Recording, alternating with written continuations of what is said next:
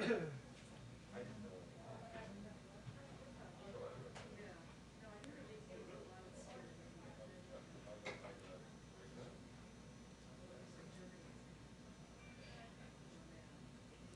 Yeah, that's what Juliana said, and I probably should have known this, it's common sense, but she said, if the social debt was going to go up, her is how I'm speaking,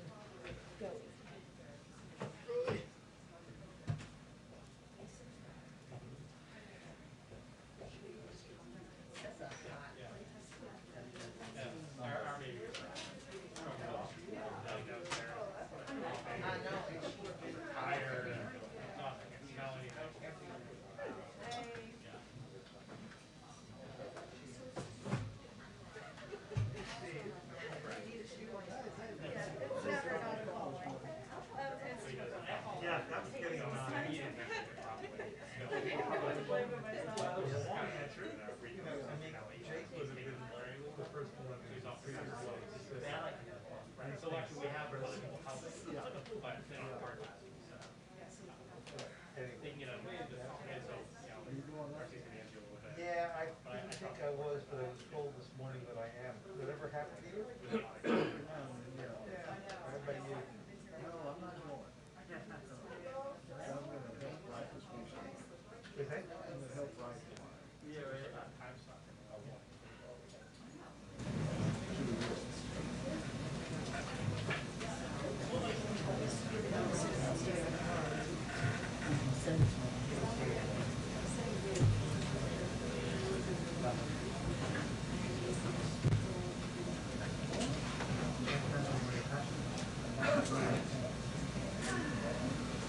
Yeah, all right, we'll see my ears open. So we're travel stuff in the dump out.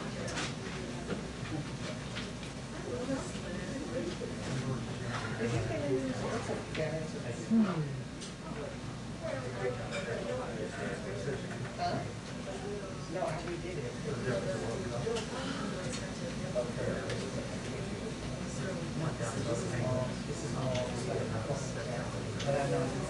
Yeah.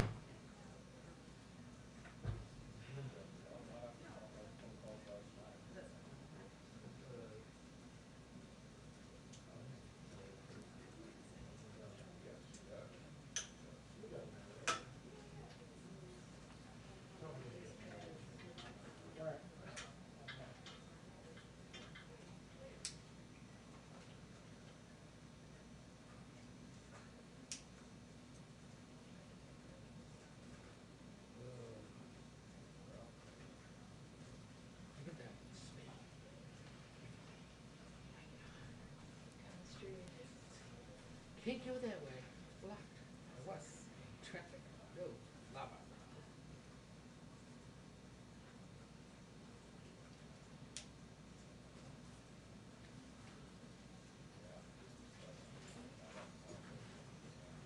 Put that next to like the grease fire and smoke, and it just feels like. I know.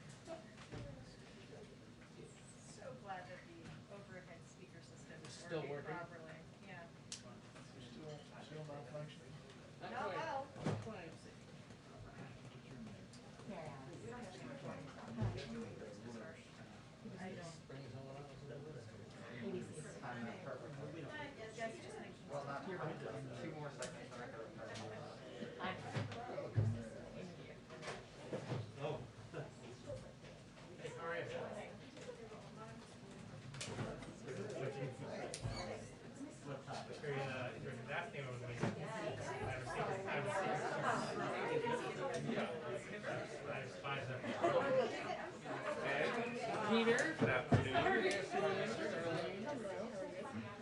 Can you work with her? Now that I'm a very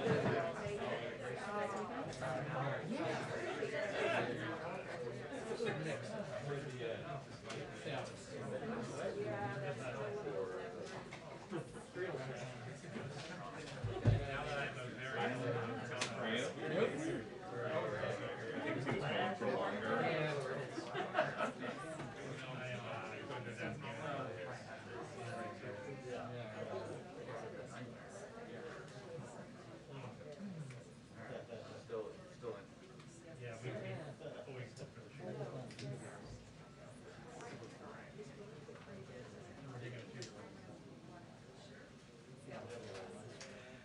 So last one, you guys did 3 innings in the seat. Interesting.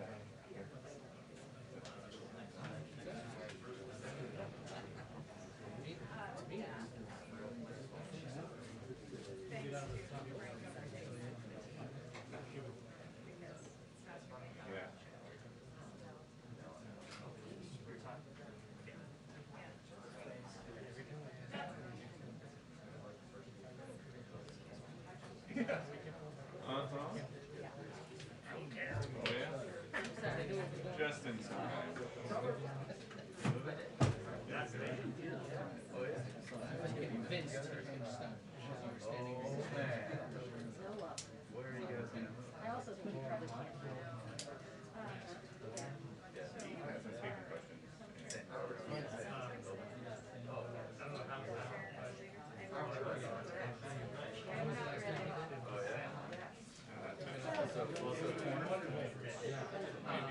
at the end, You what? No, after that he did take. Oh, yeah. Like the Texas. That was it. And that was over the chart. so I really want to be around a Sunday now. Why do like anything?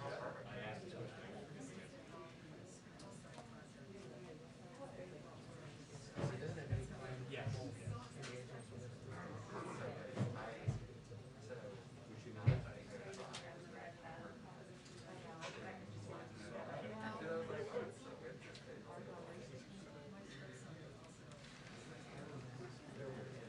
Hi, everyone. Good morning, or good afternoon. Okay, 2 items for all of you at the top. Today, the Biden administration is launching House America, a new initiative for the Department of Housing and Urban Development and the United States Interagency Council on Homelessness that will engage state and local leaders to set and achieve ambitious goals for reducing homelessness in America. Homelessness was on the rise before the pandemic, and the last couple of years have just exacerbated the problem. On any given night, more than 500,000 Americans were enduring the pandemic without the safety and protection of a home. Thanks to the President's American Rescue Plan and Congress's Everybody's American Rescue Plan, communities now have historic housing resources to help more Americans obtain the safety of a stable home, including 70,000 emergency housing vouchers, $5 billion in home grants, and significant investments to preserve and protect housing on tribal lands. In addition, communities have $350 billion in state and local fiscal recovery funds from the Department of Treasury to support many needs, including homelessness and housing instability. So today, HUD is asking state, tribal, and local leaders to work collaboratively with them to use these ARP funds and other existing federal, state, and local resources to rapidly reduce homelessness in their communities and add new units of affordable and supportive housing into the development pipeline by the end of 2022. The initiative will promote the use of housing first, the proven theory that the best way to stabilize the life of someone experiencing homelessness is to ensure that they have a home first without preconditions. And so we are moving forward with that. Also wanted to note that tomorrow, the Senate Committee on Small Business is set to consider the nomination of Dilawar Syed, for Deputy Administrator for the Small Business Administration. He's well qualified to serve as Deputy Administrator of the SBA, which has been critical in providing relief to small businesses in the midst of the pandemic. He's lived the American dream as an immigrant and as CEO of a small startup that has been helping small businesses continue to create jobs. He has endorsement of more than 200 individuals and groups, and yet his confirmation is being held up in an unprecedented way and for no good reason. These members have refused to show up at committee meetings, meaning a quorum cannot be reached and a vote cannot be held on his nomination. By refusing to show up at committee meetings, they are not just blocking his vote, but also slowing help to American small business owners and workers who are trying to build back the pandemic. So we wanted to call out that hearing that will happen tomorrow. Darlene, why don't you kick us off? Thanks, Jen. A couple of questions for you. The UN Secretary General spoke to the AP over the weekend, and in the interview he called on the US and China to repair a relationship that he says is, quote, completely dysfunctional. He warned of a potential new Cold War and said the US and China need to be cooperating more on COVID and other global challenges. So how would you respond to the UN Secretary General on his call for the US and China to be more friendly, I suppose? Well, first I would say the president's view and this administration's view is that our relationship with China is one not of conflict, but of competition. And so we wouldn't agree with the characterization of the relationship. As I would note in the readout of the president's call with President Xi just last week, a 90-minute call that covered an extensive list of topics.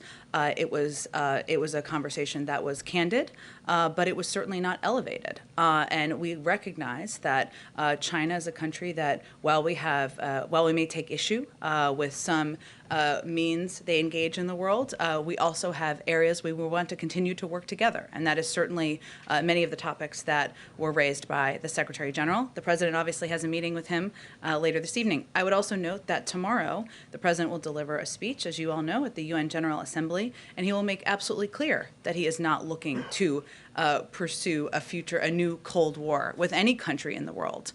We will continue to pursue our interests. We will continue to lift up global priorities, but that is not the objective or the policy of the United States. Another China-related question. Can you say how concerned the administration is about the stability of China's real estate sector, given the issues with China Evergrande? And is it the administration's view that the People's Bank of China can keep those issues from spilling over into other sectors and possibly affecting U.S. interests? Well, let me first note that this is a company based in China whose activities are overwhelmingly centered in China. That being said, we always are monitoring global markets, obviously from the Department of Treasury primarily, including the assessment of any risk to the U.S. economy, and stand prepared to respond appropriately if needed. But that monitoring would happen primarily from the Department of Treasury and our Secretary of Treasury, of course. One more really quickly. Is there any reaction from the White House to the conviction earlier today of the man who inspired Hotel Rwanda? He's a U.S. resident. He was a recipient of a Presidential Medal of Freedom. I understand, and I would like to get you a more comprehensive reaction to it. I know this is a question that others will have in the room, so let me venture to do that after the briefing. Go ahead. What does the President want to tell President Macron about the submarine deal? Well, first, I think, as had been noted in some reports, so let me just confirm this, I guess. The President will have a call. It has yet. We're still working on the scheduling of it with President Macron in the coming days. And what I expect the President will do on that call is reaffirm our commitment to working with one of our oldest and closest partners on a range of challenges that the global community is facing. And he, of course, will discuss recent developments and our ongoing work together on a range of issues. Certainly our shared interest in the Indo-Pacific, but also a range of global challenges and issues. I would also note that the President spoke in his remarks last week, he acknowledged that France has a substantial Indo-Pacific presence and is a key partner and ally in strengthening security and prosperity. But most importantly, we continue to look forward to our close alliance with France, one of our strongest partnerships as we work to address a range of issues in the world. You have no plans to abandon the submarine deal, do you? No, we do not. And secondly, back in July, you opted not to lift the travel restrictions on international visitors. What's changed between then and now? Well, back in July, we also announced that there were a series of working groups that were both interagency and working with a range of countries and partners in the world to determine what the most equitable and clear policies should be moving forward to resume broader international travel. And the older rules were not equitable in our view, and they were a bit confusing. And so this was an effort to pursue that. As was announced in a call earlier today, but I can reaffirm some of the specifics that were announced. Starting in November, we will be implementing, I should say, in early November, we'll be putting in place strict protocols to prevent the spread of COVID-19 from passengers flying internationally into the United States by requiring that adult foreign nationals traveling to the United States be fully vaccinated. Obviously, this is the conclusion of a policy process on that particular issue, an important one facing many people around the world. Go ahead. Hey, Jen, a few quick questions on COVID, and then I have a foreign policy question for you. Now that the FDA's vaccine advisors have recommended boosters for people 65 and up, how soon do you expect President Biden to get his booster shot, and will he do so on camera? He will do so, and he will do so on camera. I don't have a date for you exactly. It's important to note, just to take a slight step back, that there are still a couple of additional steps in the process. Well, we view the news on Friday as an important step forward in protecting more people, saving more lives. The steps now is that ACIP is planning to meet based on their recommendation. We're, of course, prepared to operationalize on the plan, and that includes having the president get his booster shot as well. Is the president still being tested for COVID regularly, and if so, how often? He is tested regularly. He was tested last week, and his test was negative, but he is tested regularly. Yes. And just lastly on this front, has he gotten, or does he plan to get a flu shot? I will talk to his doctor. I got a flu shot last week. They're broadly available, but I will check and see if we have an answer to that question. And then just on the foreign policy front, with the UN visit tomorrow, President Biden came into office declaring that America is back and vowing to reinvigorate U.S. alliances. But in recent weeks, we've seen European allies be unsettled by the execution of the U.S.'s withdrawal from Afghanistan. The administration has admitted to mistakenly killing 10 civilians in this drone strike. And now the U.S.'s oldest ally, France, has recalled its ambassador after being blindsided by this submarine deal with Australia. So my question to you is, how is the president going to restore U.S. credibility at the UN this week after all that? Well, why don't I give you a bit of what you can hear the president talk about tomorrow in his remarks. And obviously, as you know, he'll have a number of bilateral meetings tomorrow as well as later this week. And to the degree you all have questions, I'm happy to speak to those as well. But what you'll hear him talk about tomorrow is the president's going to lay out the case for why the next decade will determine our future, not just for the United States, but for the global community. And he will talk, and this will be a central part of his remarks, about the importance of reestablishing our alliances after the last several years. I also think it's important to note that reestablishing alliances doesn't mean that you won't have disagreements, or you won't have disagreements about how to approach any particular issue in the world. That is not the bar for having an alliance, an important partnership. That has never been, and it is not currently. And with the goal, of course, of increasing the prospect of security and diminishing the prospect of war. He'll also make clear that for many of the greatest concerns we have, they cannot be solved or even addressed through the force of arms, whether that is preparing for the next pandemic, something the United States continues to be the global leader on, providing more vaccines to the world than every other country combined, addressing the threat of climate change as we all look ahead to COP26, leveling the economic playing field, fighting for democracy at home and abroad, and against threats from cybersecurity, ranging from cybersecurity to emerging technologies and terrorism. Finally, he will also reaffirm that the United States is not turning inward, including as we look to the decision the United States made, the president made, to bring our troops home from Afghanistan. Anyone who reads that is not reading it accurately. He will talk about his objective of turning our focus and our resources to the priorities and regions of the world that are the most consequential. But just given what's happened in recent weeks and some of the criticism that he's faced in many of the capitals of the allies whose partnerships he planned to, and vowed to reinvigorate, does he believe there's work to be done to restore that credibility, or to is there address a country the or criticism that... Well, tell me which country is telling you that we don't have credibility in the world? I didn't say countries are saying there's no credibility, but there has been criticism in foreign capitals in recent weeks, including with many of those partners who the president said he was going to reinvigorate these alliances with. So how does he square? But what I think the reason I asked that question is because I think it's important to note that criticism of a decision is different from criticism of the credibility and leadership of the United States, broadly speaking. And if you look back through the course of the last several decades, prior to the last administration, there are points of disagreement, including when we have disagreed with the decisions other countries are making, points of when countries have disagreed with the decisions we're making. But the larger point here, and what you'll hear the president talk about tomorrow, is that we are committed to those alliances, and that always requires work from every president, from every global leader. And his commitment is to make sure we are directing our energy, our resources, our diplomacy, and our efforts on the biggest challenges we're facing in the world. And to him, that is the threat of climate, the threat of democracy, the threat of leveling, the importance of leveling the economic playing field, addressing and preparing for the next pandemic. Those are all issues that we will continue to work with our partners on, including those who may disagree with decisions we've made about a variety of issues. Go ahead, David. Back on the submarine deal. So in the conversation with President Macron, is it President Biden's view that the United States is responsible in any way for some kind of reparation, some kind of deal that will make up for part of the economic loss and also give a greater sense of a working partnership? Or is it his view that it's really up to Australia to make up any kind of economic loss out of this, if there's any loss to be made up at all? Well, I know from a range of reporting, including perhaps yours, that there were a couple hundred jobs that they anticipate being lost in France, and certainly that is a factor for them domestically. We understand that. But I think you can expect the president's call will be more about reaffirming our commitment, the United States' commitment to our alliance, to our partnership, and to working together on a range of issues, including security in the Indo-Pacific. That will be the broad focus of the call. One more. When you were in the Obama administration, we often talked about the need to reduce the amount of highly enriched uranium that's moving around the world. President Obama ran a number of summits, you'll recall, that were aimed at converting reactors from HEU to LEU.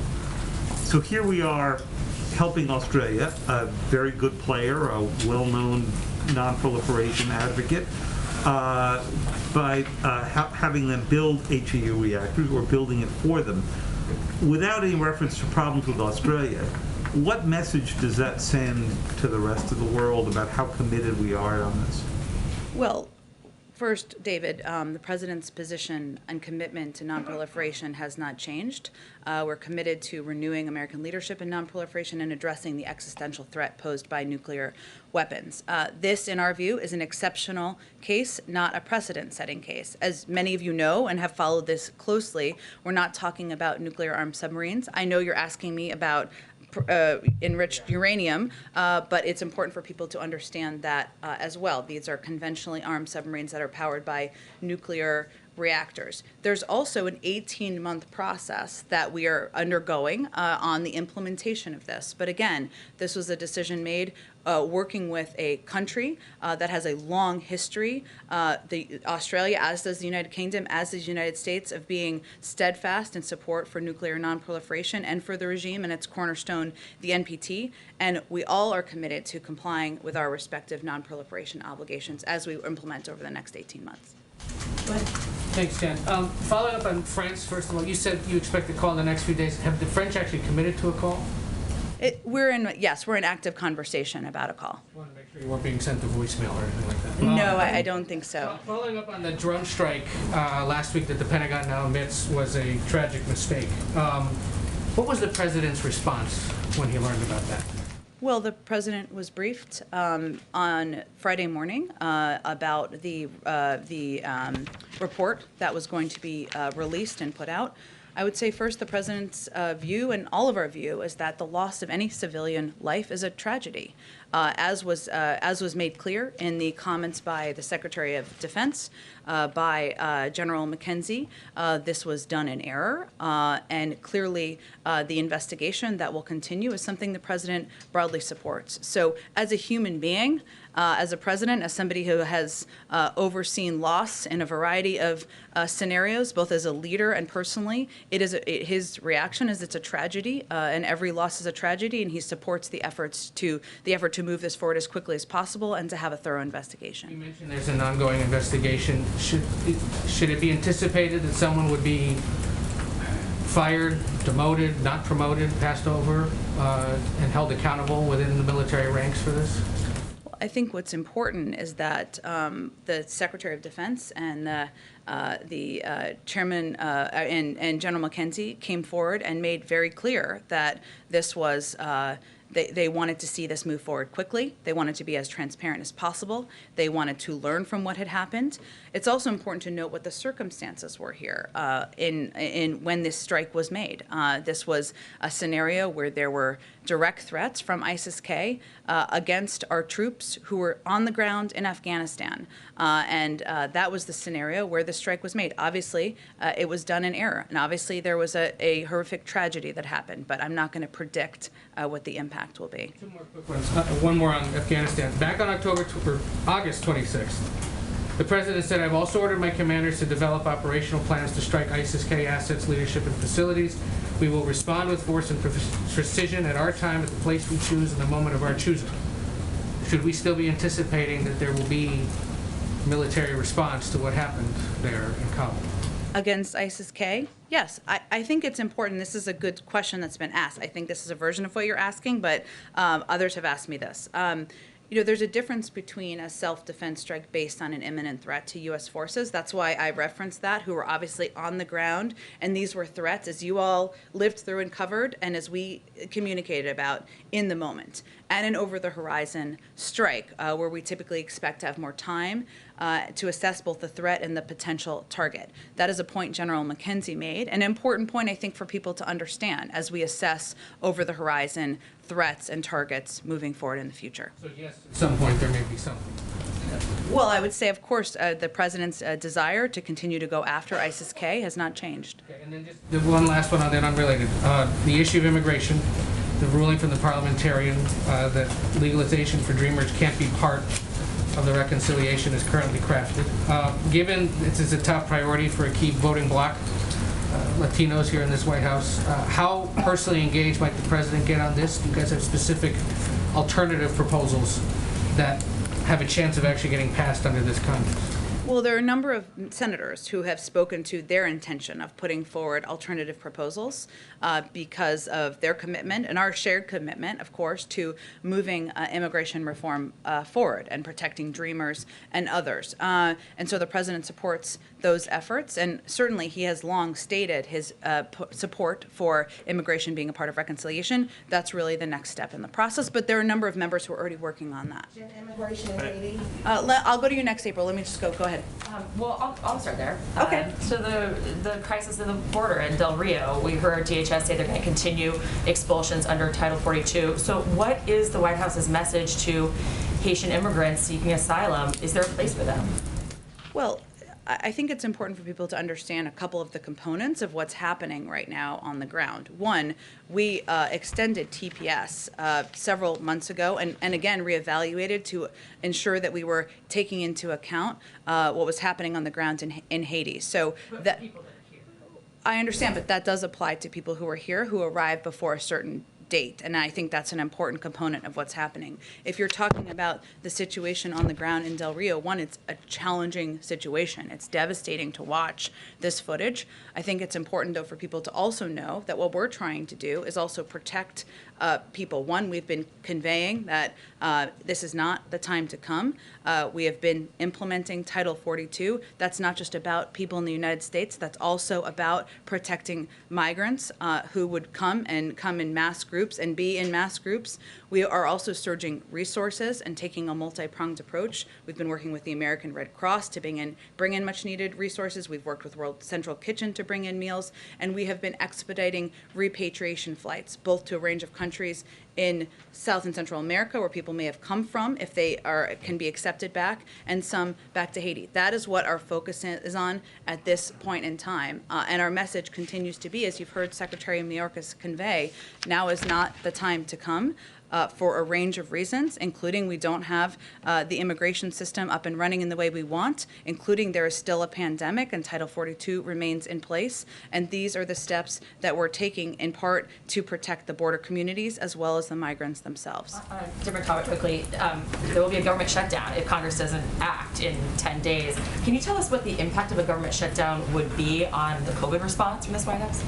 Well, our effort right now is to prevent a government shutdown and to ensure we are not facing a government shutdown. And as we get closer, we can certainly discuss that. But right now, that's where our energies are. Go ahead, April. Jen, back on Haiti. I hear that, but digging in the weeds a little bit more, the process for Haitian migrants is always in this nation been different than other nations. You have people like Congresswoman Sheila Jackson-Lee, who's calling for equal treatment and fairness when it comes to the Haitians at the border. And overall, you're allowing Afghans to come in, Afghan supporters to come in, as well as Mexicans, and then Haitians are not allowed. Can you speak to that, the issue of equity and fairness? Absolutely, April, and I appreciate your question. Let me just take these different pieces side by side, right? One, our immigration policy is not about one country or discriminating against one country over another. We want to end that and hopefully put an end to what we saw over the last 4 years. Let me start with Afghan allies. Afghans who are arriving in our country are entering in a sanctioned an orderly process that includes vetting and security screenings led by the Departments of State, Defense, and Homeland Security. It's not about one particular country of origin, but we've outlined very specifically in here what those processes look like as individuals who are evacuated go to lily pad countries, go through security vetting before they come to the United States on a range of programs. As it relates to individuals who are coming across the border, wherever they're coming from, whatever country they're coming from, Title 42 remains in place. There are a range of programs that people who are in the country can apply for or may be eligible for, including TPS for Haiti, which is something that we still are continuing to look at and review. The Secretary of State, the Secretary of Homeland Security are constantly assessing circumstances on the ground that would necessitate a TPS designation for any country. And they've obviously made a couple of designations over the course of the last couple of months as it relates to Haiti. And no matter whether it's the people who left, the Haitians that left in 2010 and traveled to South America and now trying to travel here, or the ones who left after this earthquake, either way, what is there for them to go back to when these planes are taking them back? The nation is in unrest. The president was assassinated. There are gangs that people are scared of. Democratic rule is not necessarily in place. The people are calling, particularly those here in this nation, are calling for the elections not to be held, on time because of unrest there. And then you also have the issue of the earthquakes. So what is there to go back to? What are you deporting them back to? Well, April, I will say that our objective and our focus is not only in implementing current immigration policies. We have also been working to provide a range of assistance, working closely with officials from the government as individuals are going back to Haiti, to provide a range of financial assistance, to provide a range of technical assistance. That is ongoing. And we certainly support and want to be good actors in supporting Haiti during a very difficult time, as you noted, with a government that is still working to get back to a point of stability with recovery from an earthquake. And that's why we have a range of programs, options, as well as financial support in place. Okay, go ahead. Thanks, Jen. To follow up on Ed's question on immigration, in the big picture right now, how confident is the president that he'll be able to enact some sort of long-term pathway to legal status for millions of undocumented immigrants at some point before the midterms, whether it's through reconciliation or through some It's a long time before the midterms. I know that's a tough thing for you to hear, but it's a long time before the midterms. I can't give a projection for you. It depends on a lot of factors, including working with members of Congress.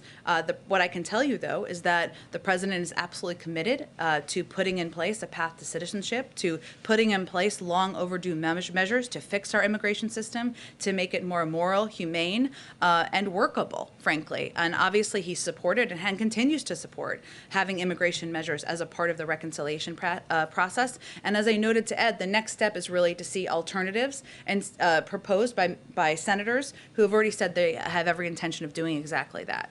Along the same lines, just to follow up on that, we've also seen the parliamentarian rule against the effort to increase the minimum wage through a reconciliation bill.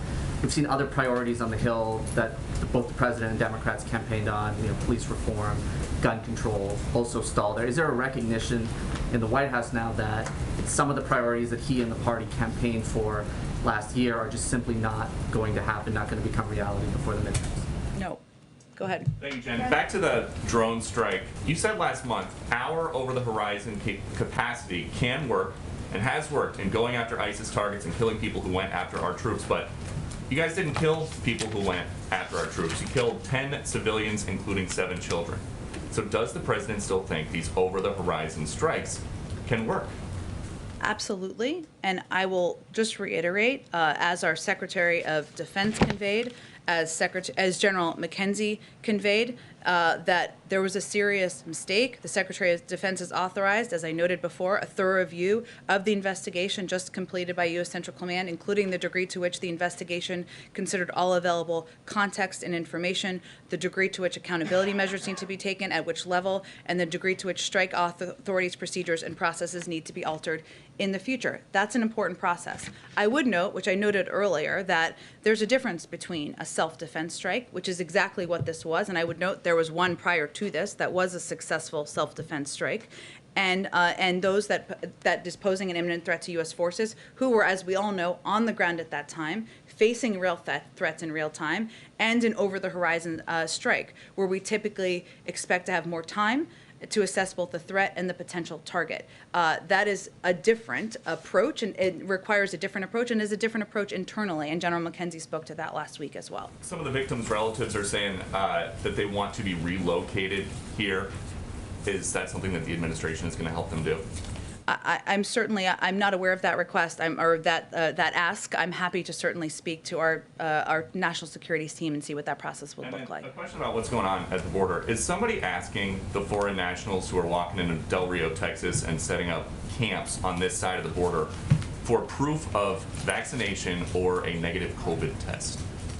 Well, first of all, I can readdress for you or re-talk you through what steps we take. That is the policy for people who fly into the country. So if somebody walks into the country right across the river, does somebody ask them to see their vaccination card?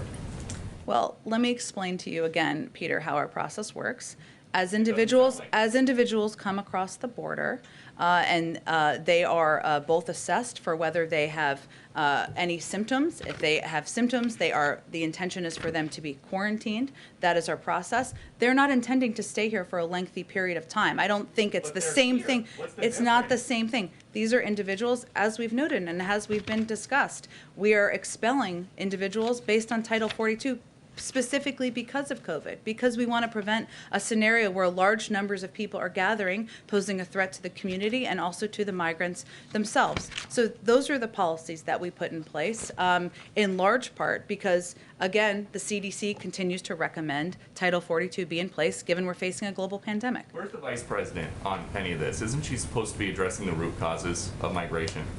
Absolutely, and she has been addressing the root causes of migration by working with countries in the region to ensure they have the assistance they need, to reduce the number of people who are coming and trying to make those journeys across the border. We've actually seen some reductions in some of those numbers.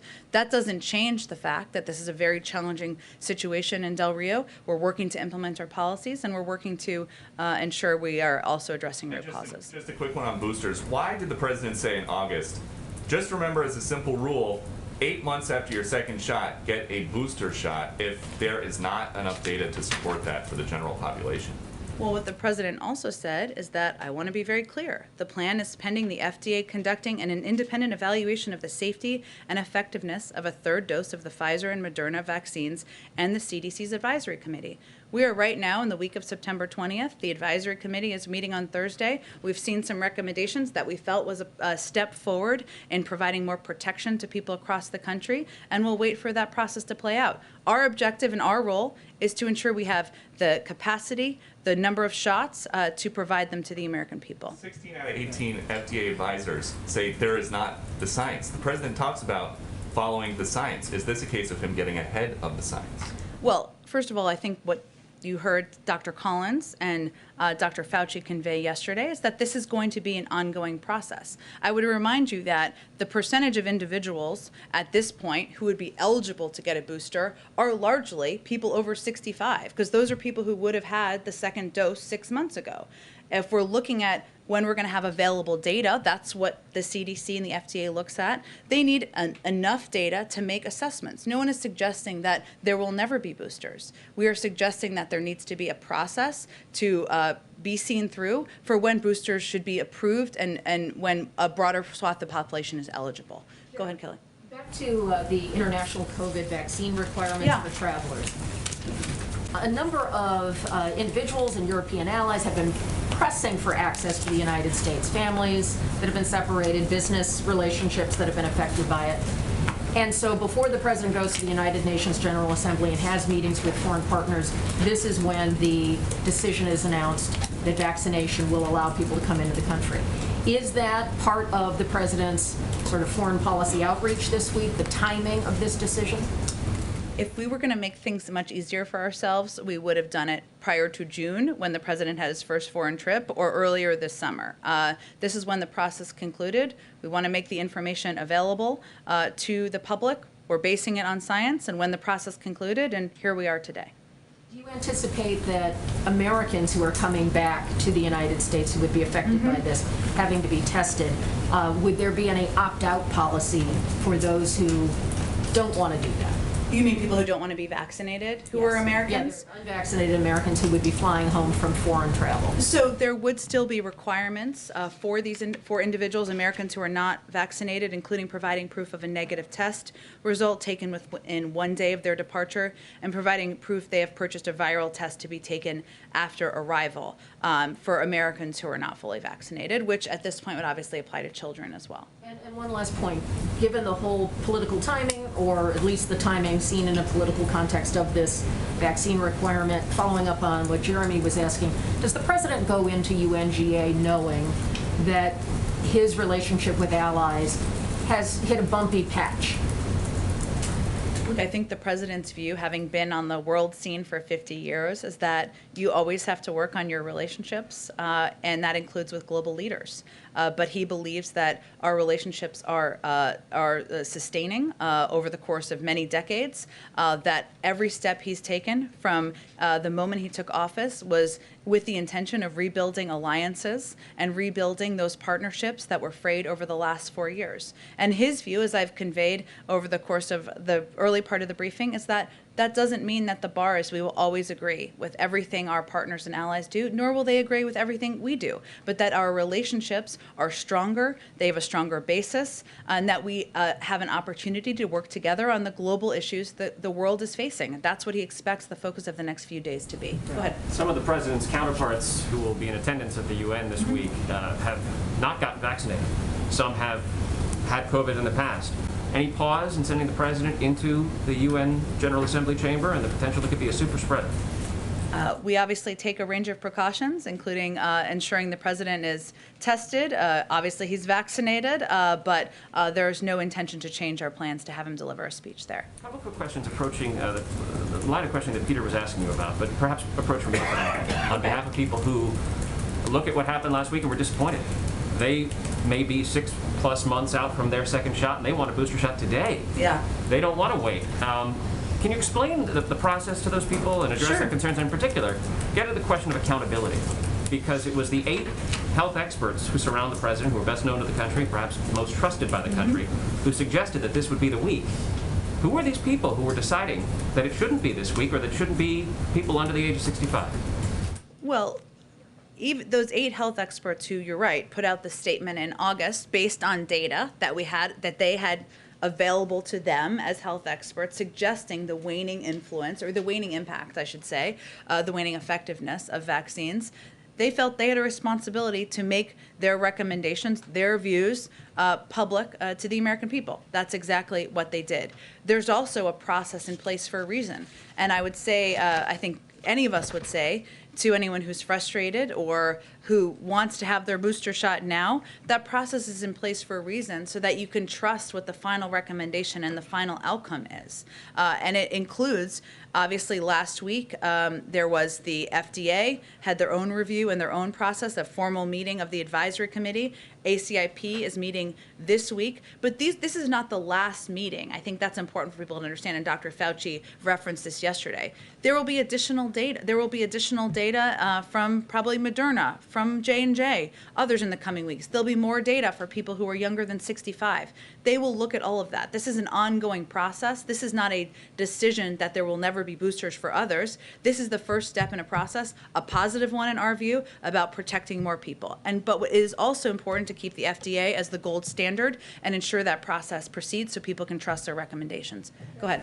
Thank you. So just to follow up on David's question, so it sounds like there isn't an offer in the works to the French to ameliorate some of the harm to the U.S.-French relation. No offer in the works to make up for some of the economic damage. The real focus of the meeting, or of the call, I should say, whenever it's finalized and scheduled, is about reaffirming our commitment, the President's commitment, the United States' commitment to our partnership, and to working together on a range of issues, including the Indo-Pacific. So, just to clarify, that means we're not offering the French anything? I'm not aware of a plan to offer anything. And then on that drone strike, do you know if there's any discussion for the administration or for the U.S. to pay some of the families of the victims of the drone strike? That is something that was referenced by General McKenzie, I should say, ex gratia payments, and they're exploring that option from the Department of Defense, but I'd really point you to them. And then one more thing on the announcement on international travel. Do you know if there's any discussion right now about how the U.S. will decide who is vaccinated, what counts as vaccinated? Will the Chinese vaccine count? Will the Russian vaccine count? AstraZeneca? Is there discussion on what exactly is vaccinated? Yes, this is all a part of the process. It's going to be implemented again in early November. In terms of how the proof of process will work, which is a very good question, that's part of what the implementation interagency discussions will focus on. So we'll have an answer before November? Yes, exactly. Hopefully sooner than that. Go ahead. Just a technical thing on the international travel policy.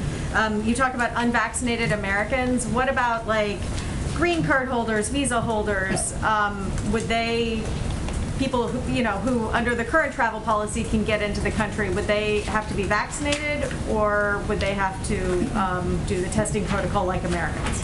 That's a really good question. I'll have to ask what the specification is there for them. And then on immigration and the parliamentarians' ruling, you've sort of gotten at this, but I'm just wondering about the president's level of commitment to this being in the reconciliation bill. Does it have to be in reconciliation? Is there a point at which it gets thrown overboard like the minimum wage did? And are there any concerns about losing certain senators, Democratic senators, who insist that this be in there?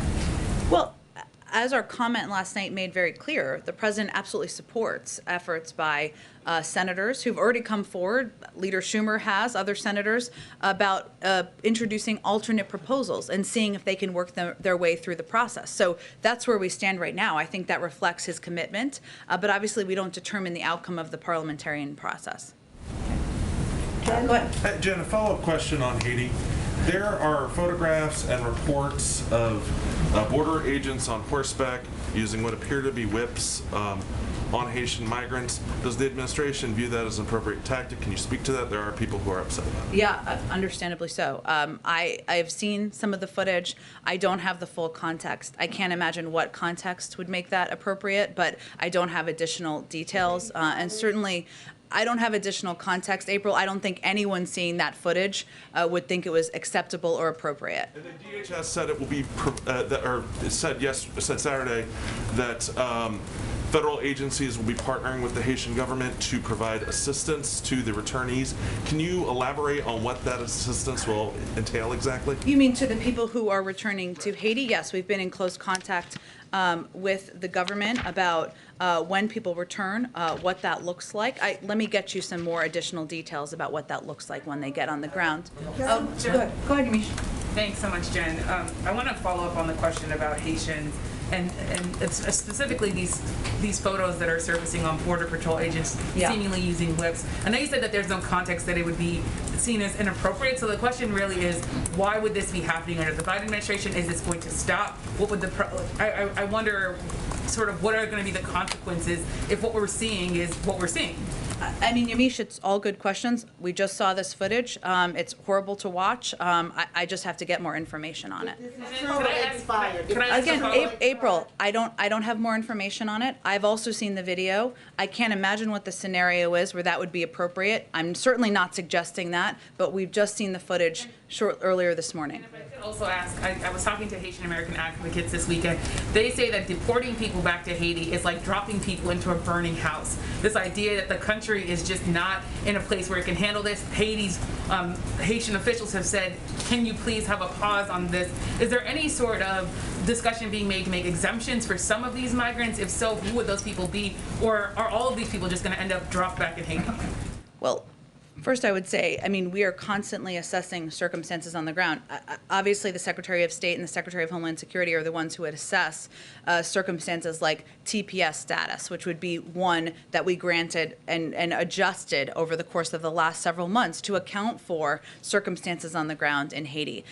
Can't make any predictions of that, but I would just reiterate that obviously our objective here is to not just work to address the circumstances, which are very difficult in Del Rio, but also to continue to work with the officials in Haiti to improve the conditions, to provide assistance. We're doing all of these pieces at the same time. It is not just one at the same time, but I can't predict for you what an assessment would look like or what the outcome of that assessment would look like. On the photo, I know you said that you're still assessing it, but just to add, if this is what we see, is it the president's stance or the White House's stance that whoever these border agents are using what seems to be whips on migrants, that they would be fired or at least never be able to do that again? Of course they should never be able to do it again. I don't know what the circumstances would be. It's obviously horrific, the footage. I don't have any more information on it, so let me venture to do that, and we'll see if there's more to convey. Karen, go ahead. I think, April, I absolutely understand your question. I think I've been very clear about how horrific the footage is. I don't have more information. As a U.S. official, I have a responsibility to get more context and information. Go ahead. Thanks, Jen. Two on COVID. Does the White House have an expectation now on when kids younger than 12 will be able to get the vaccine? Is this before Thanksgiving? Are we thinking the end of October? What's the latest right now? I'm also and have self-interest, as do you, Karen. I understand. I think you saw Pfizer put out their data. Obviously, that's just a step. It has to go through the full approval process. So I can't make a prediction of that at this point. But certainly we're encouraged to see that, but it needs to move its way through the official government process. And on the international travel today, you talked about the policy process. What was the White House looking, or the administration looking to see in order to get to this point today to make the change? Was it the vaccination rates in Europe? And how will the contact tracing work, and what resources will we put to that? Because that's not been something we've seen a really solid, robust effort in the U.S. on over the last year and a half. Yeah, so this was an ongoing process, as you all know, that we discussed pretty extensively here. CDC is going to issue a contact tracing order that will require airlines to collect comprehensive contact information for every passenger coming to the United States and to provide that information promptly to the CDC upon request, to follow up with travelers who have been exposed to COVID-19 variants or other pathogens. And these requirements will apply globally. That's a good example of where some of the considerations as we were making these policy decisions we had to account for and plan for and ensure that we could implement this policy in a way that was clear, that was equitable, that provided, that ensured that there was equal treatment around the world of how people could come into the United States given COVID protocols. But that's an important question. We wanted to make sure we addressed a lot of those internally as well. Go ahead. Yeah, also on the international travel announcement, it did not include an opening of the land border north or south. Is administration worried that any easing at the southern border would be contributing to the immigration problems, and was that a factor in that decision? Well, this is an ongoing process, right? So Title 19 is what is in place, of course, at land borders. It's being extended for another month through October 21st. We don't have any updates or predictions at this point in time, but obviously we're continuing to consider, as is evident by our announcement today, how we can return to a place of travel and people being able to move from country to country, including at our land borders. But I don't have any prediction of that at this point. Jen? Go ahead. You may not have seen this because it happened just minutes before you came out, but the Supreme Court has set a December 1st hearing date for the Mississippi abortion law that's a direct challenge to Roe v. Wade. Any reaction? I had not seen that. You're correct before I came out, and I'm sure we can venture to get you a more substantive reaction to that. I think you are all familiar with what the position of this administration is on a woman's right to choose, as is evidenced by the Department of Justice's announcement about their intention to file a lawsuit and challenge the Texas law, given our commitment to protecting. I will note, and you may have seen this, but since we're on this topic, a couple of people have asked over the course of time our position on the Women's Health Protect Act. We rolled out a statement of administration policy and strong support of this as well this morning. I know, different question, but same pool of topics. Go ahead. Thank you so much. Following up on Haiti, some of the Haitian migrants at the border told VOA that they were treated worse than their Spanish-speaking counterparts, that they were denied the chance to change clothing, that they were not given adequate information on their deportation or their deportation status. And we had one guy say to us, it was like being in jail. No food, nothing. You know, what is your response to this? Is this policy? And then just secondly, Haitian Americans say that this mass deportation and this treatment of people at the border is the president going back on campaign promises to their community. In which campaign promise? To help them kind of get over some of the challenges facing Haiti, and also to help people migrate to the U.S. Well, the president committed to extending temporary protected status to Haiti, which is something he did. And he extended that, we extended that to a longer period of time to account for the turmoil on the ground following the assassination on the ground of their leader. So that was the campaign commitment that he made. But I think I can assure people that that is not our policy. Obviously, any circumstance where individuals are not treated humanely, whether they are coming to our border or not, is not in line with the Biden administration policies. This is clearly a very challenging circumstance on the ground, one where we have worked under our Department of Homeland Security to expedite surge resources, which includes World Central Kitchen bringing in meals, the American Red Cross bringing in much needed resources to the population. These are all steps we've taken from a humanitarian perspective. It does not mean that every individual, that there aren't individuals, as you evidenced, that didn't have experiences where they did not have access to these resources. But our policy is to provide resources, is to treat people humanely. But we also need to implement what is our law and what is our what that is implementing Title 42 and continuing to ensure that people who are not coming here lawfully are sent back to the countries they came from. Go ahead. Oh, okay, last one. Two quick questions. Yep. On the French sub deal. Lockheed Martin had a major part of that contract between the Australians and the French headquarters down the street, or not far from here. Are they going to be carried over to the new U.S.-UK deal? Do you know? Are they going to be involved in that? I'd have to check on the specifics of the deal. Second question, when's the president going to hold another news conference where we can ask our questions to him about all these issues, about inflation, about the border in Afghanistan? Well, the president took questions probably 4 or 5 times last week, so I would point you to that. Thanks, everyone. Can we see about getting the Homeland Security Secretary to come here Sure. and answer questions instead of going to Texas? We can, but it's important for us to go to Texas. Great. Thanks, everyone.